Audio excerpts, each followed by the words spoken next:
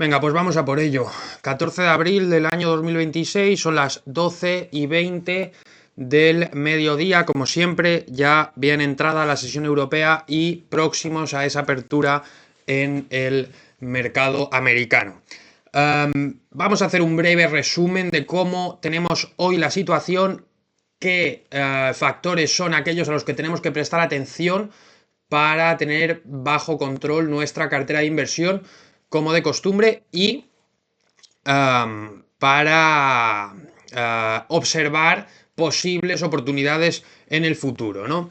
En cuanto al contexto de la guerra, ¿no? Porque parece que, según estamos ahora, en el momento en el que estamos ahora, parece que no tuviéramos demasiado claro cuáles son los siguientes pasos, de dónde venimos y en qué punto estamos.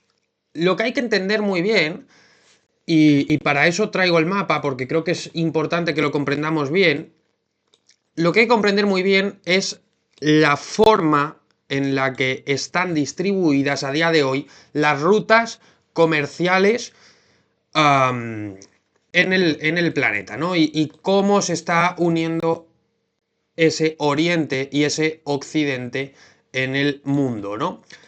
Sobre todo las rutas más importantes, que son esa ruta gasística y esa ruta petrolera. Fijaos porque el gas, principalmente la mayor nutrición de gas en Europa, venía por ese canal, ese Nord Stream, que pasaba desde Moscú, fijaos, por todo el Báltico hasta llegar a la costa alemana. Recordar que durante la guerra de Ucrania ese Nord Stream fue saboteado o su desarrollo fue cancelado, ¿no?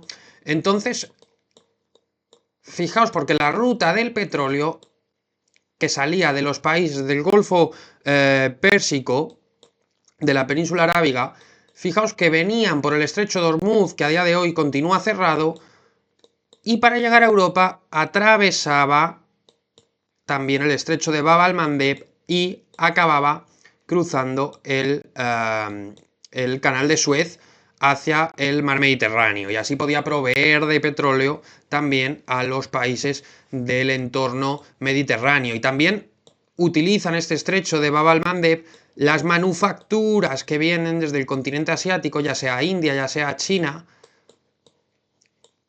atraviesan ese Bab al-Mandeb. Por eso también la posición, el bando oriental, los BRICS, China, Rusia, han estado ampliando también sus inversiones por la zona del Cuerno de África, por la zona de Yemen. La alternativa, hay que recordar, que es el rodear África por el Cabo de Nueva Esperanza, lo cual es un incremento de los costes muy relevante. Por lo tanto, ese es el contexto actual y esa es la motivación principal del bando occidental en este ataque contra Irán. El estrecho de Hormuz ya está cerrado.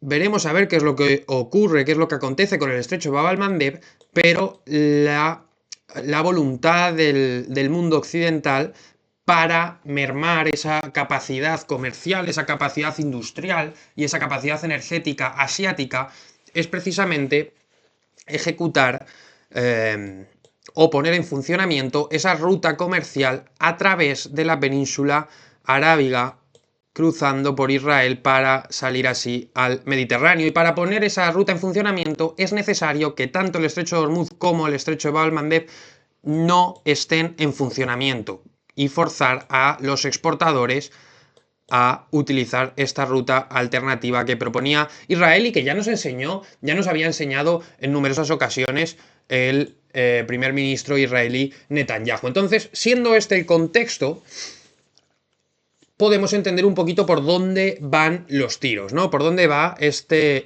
conflicto, este enfrentamiento. ¿Qué ha sucedido hoy, no? Pues por el momento, tras, como comentábamos, la farsa de negociaciones del sábado, donde seguramente las instrucciones las estaba dando el gobierno israelí y no la administración Trump, Tras esas negociaciones sabemos que el conflicto entre Israel y el Líbano por el momento sigue vigente. Por el momento el conflicto sigue en ciernes y los ataques se están continuando. Aunque bien es cierto que aún no ha comenzado, no han comenzado esos ataques también o no se ha reanudado por el momento el conflicto entre Irán y el bando occidental. Todavía no han empezado a caer las bombas. Entonces hay que ver cómo se desarrolla esto. ¿Qué más veíamos, no? Veíamos que esos petroleros chinos por el momento sí están consiguiendo atravesar el estrecho de Hormuz y llegando a puerto. Lo mismo pasa con los indios, con los pakistaníes. Por lo tanto, el suministro energético petrolero del bando oriental, del sur de Asia, por el momento no se está viendo afectado. Por el momento. Esa intención de Donald Trump de hacer un bloqueo, de superponer un bloqueo sobre el estrecho de Hormuz, sigue en el aire, pero por el momento no se ha hecho. Fijaos por qué, vuelvo a poner el mapa para comentar esto. Si Donald Trump quisiera hacer un bloqueo superpuesto al bloqueo que está ejecutando Irán sobre el estrecho de Hormuz, tendría que colocar a su fuerza en esta zona o a una distancia preventiva que permitiese a los barcos continuar a flote sin ser un objetivo viable para la misilística iraní. Claro, ¿qué sucede, no? Irán no, o sea, Estados Unidos no puede poner su bloqueo aquí porque, y es otra de las noticias que traíamos hoy, los portaaviones de Donald Trump sí que han cruzado el cabo de Nueva Esperanza para llegar a la zona. Sí que han cruzado este cabo, por lo tanto no las tienen todas consigo, no creen, no consideran que sea una posibilidad ahora mismo cruzar el estrecho de Bab al-Mandeb con su armada, por lo tanto se tiene que situar lejos. Y lejos del estrecho lo que puede atacar son barcos indios y son barcos chinos, por lo tanto Donald Trump está jugando con fuego. Veremos a ver en qué queda todo esto. Vamos a ver cómo continúan las cuestiones. Y por último, en cuanto a noticias, pues comentar esa victoria, o esa derrota, mejor dicho, de Orbán en Hungría, que junto con declaraciones también de Netanyahu frente al canciller alemán, también esas declaraciones de Donald Trump enfrentando al Papa León. Creo que lo que cabe esperar de eso es simplemente una presión al continente europeo, ¿no? Presionar, justificar también la grave recesión en la que se va a ver sumida Europa a raíz de este conflicto y de los próximos conflictos que vendrán, porque para poder ejecutar ese plan de las nuevas rutas comerciales tiene que haber todavía más conflictos, todavía quedan actores en la zona que se van a oponer, como puede ser Turquía, como efectivamente puede ser el Líbano y ya lo está siendo de facto, como puede ser Yemen y habrá otros enfrentamientos seguramente en el futuro. Entonces la situación para mí es esto, ¿no? Este bloqueo de Trump para mí también es una farsa porque no puede ejecutarlo realmente, aunque sí que es verdad que ha desplazado a la Armada. Entonces veremos a ver cuáles son sus intenciones, pero desde luego que lo que es una amenaza y un instrumento de presión al gobierno chino.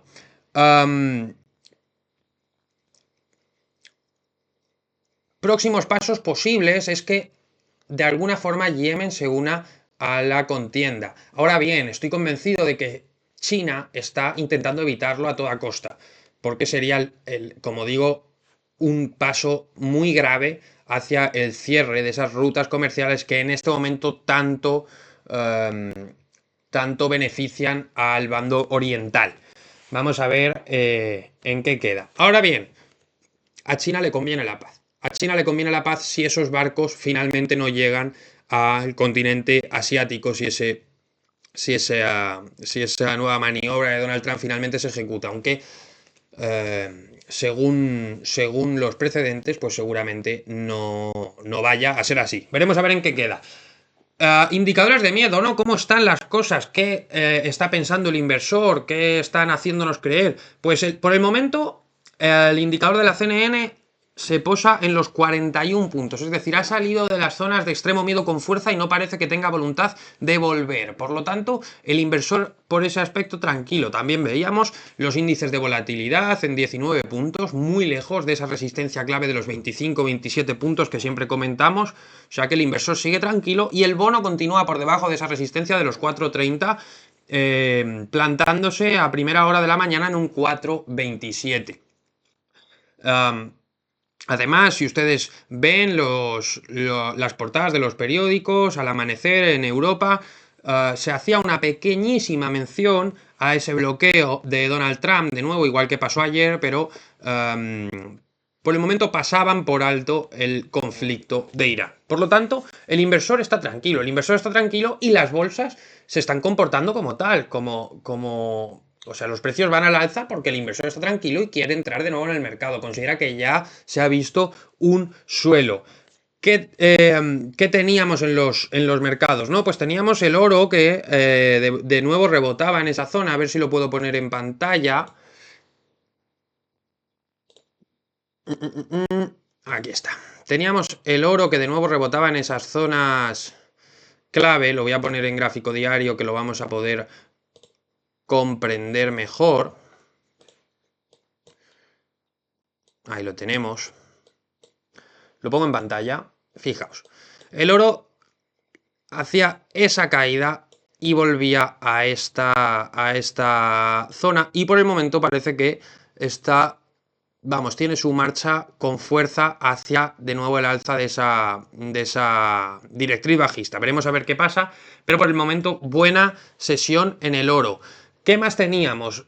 Teníamos el Bitcoin, que también creo que cabe o merece la pena comentarlo, porque ayer, tras la buena jornada de ayer, superaba esta zona lateral. Recuerdo, pongo en situación de cómo venimos de esta caída de cuando nos posicionábamos en los 125.000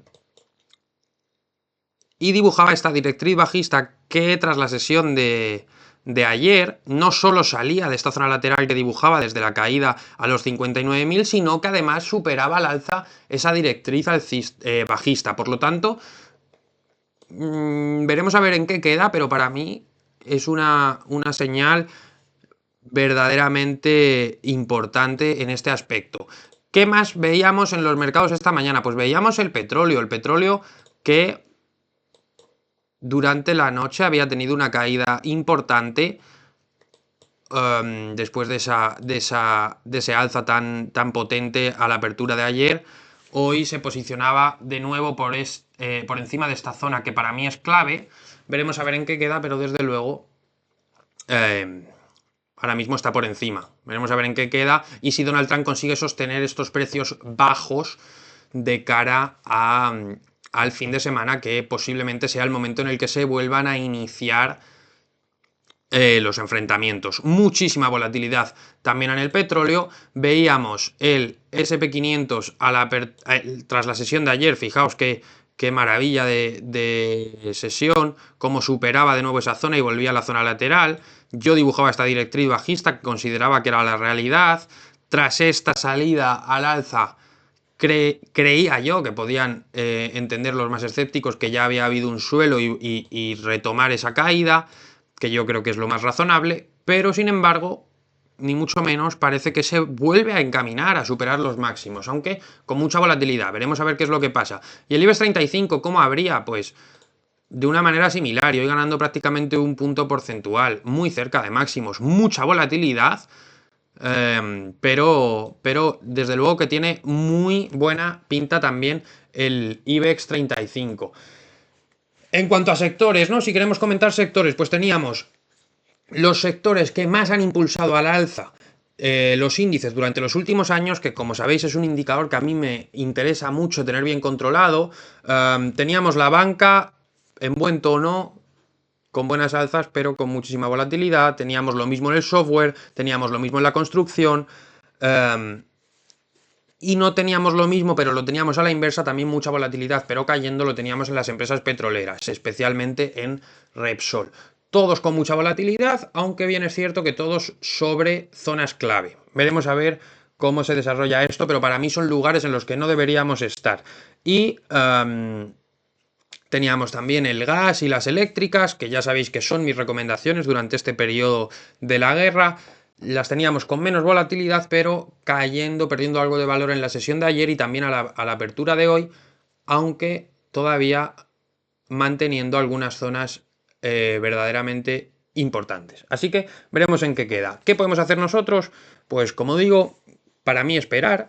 Si estamos dentro de Enagas, de Endesa, de Iberdrola, las empresas que vengo recomendando durante las últimas semanas, podemos continuar dentro, podemos intentar alguna operación muy especulativa y a corto plazo dentro del petróleo. Me parece que la volatilidad que tiene y, y la influencia que están teniendo las noticias en él, pues es una posibilidad donde podemos también ejecutar alguna opción. Podemos hacer también alguna operación a corto plazo dentro del oro, del que también espero buenas subidas lo que queda de semana.